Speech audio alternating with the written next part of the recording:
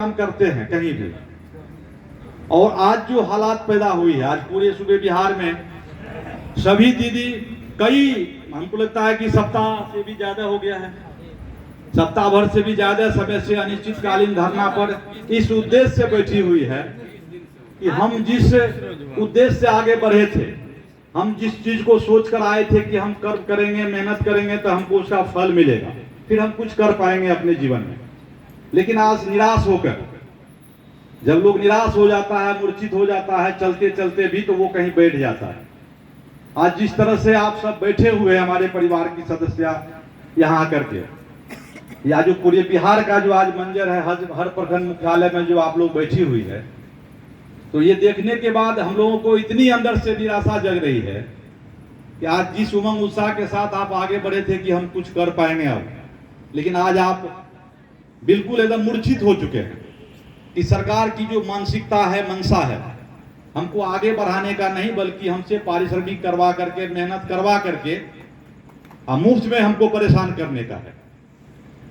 जब ये बात सुनने को मिलता है तो जरूर अंदर से ये कचोट होता है।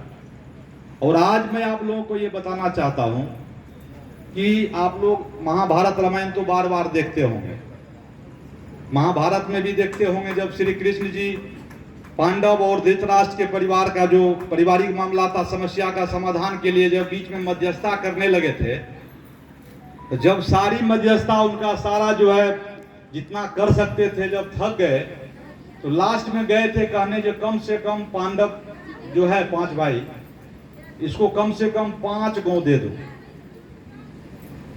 5 गांव दे दो, उसको भी लेके ये संतोष कर लेगा, कमाएगा, खाएगा।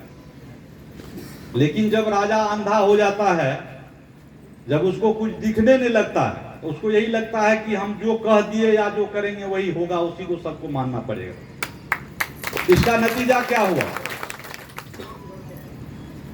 पांडव को युद्ध करना पड़ा, युद्ध में जाना पड़ा। लड़ाई तो वहां भी लड़नी पड़ी थी, लेकिन लड़ने के बाद विजयी कौन हुआ? जो 5 गांव लेकर के भी संतोष करना चाह रहा था, लास्ट में राज किसको मिला? उसी को मिला। तो ये तो महाभारत से रामायण तक का इतिहास है। लड़ाई तो लड़नी ही पड़ेगी। अगर आप चाहते हैं हमको आगे बढ़ना है, हमको कुछ करना है, तो संघर्ष तो हमारे जीवन में ही है। जब तक आप संघर्ष नहीं करेंगे तो कुछ नहीं कर पाएंगे।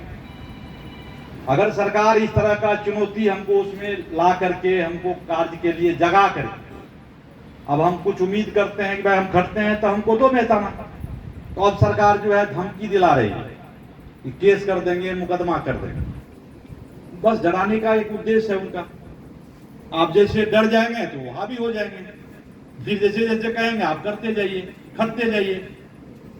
इसीलिए इस बैनर तले, क्योंकि आप महान जनता भी हैं, हमारे मालिक हैं, गार्जियन हैं, जिला परिषद भी हम तब बने जब आप बनाए। अभी प्रमुख साहब भी बता रहे थे कोई मुख्यमंत्री भी बने हैं तो हम ही आप उनको बनाते हैं। 5 वर्ष में एक बार तो उसको आना ही पड़ता है मेरे चरणों में, हमको भी जाना पड़ता है आपके चरणों में। जब आप आशीर्वाद देते हैं तब हम कुछ बन पाते हैं। तो माली गार्जियन आप ही हैं। जब आप माली गार्जियन, अभी पूरे सूबे बिहार में देखिए जैसे 1.5 लाख आप लोग, इसमें 1.5 लाख लोग काम कर रहे हैं। अब ये 1.5 लाख अगर कर रहे हैं कार्य, तो उनका अगर परिवार का भी टोटल सदस्य को जोड़ दिया जाए तो कितना हो गया? अगर सरकार में थोड़ा भी नैतिकता बची होगी तो इतना ज्ञान तो होगा उनको कि जिसको हम बहुत हल्लुक समझ रहे हैं, बहुत कमजोर समझ रहे हैं, अगर वो ठान ले कि हम इसको दिखा के रहेंगे तो क्या सब हो जाएगा, कितनी परेशानी में हम आ जाएंगे। आप रहोगे सरकार तब तो आगे दिखाओगे, और जब हम अपने ही लाइन में तुमको भी खड़ा कर देंगे तब क्या करोगे? आज हम जिला परिषद है, कल हरा दीजिएगा तो आप ही के साथ तो हम भी धरना कराएंगे, बैठेंगे, हम भी उसी में काम करेंगे। आप ही में से कोई हो सकता है कल जिला परिषद बन जाए, कोई प्रमुख बन जाए। ये तो कहीं भी कोई कुछ बन सकते हैं। तो कुछ बन जाने का मतलब आप थोड़ी है कि जो कर कीजिएगा वही होगा, ये कभी चलने नहीं दिया जाएगा। अभी कुछ साथी आए थे, मिले भी थे, सब लोग बता रहे थे कि क्या बोले, बीपीएम, क्या बोले, बीपीएम सर, हाँ बोले कि बीपीएम, और हाँ बोल रहा है कि जो केस कर दें, मुकदमा कर दें।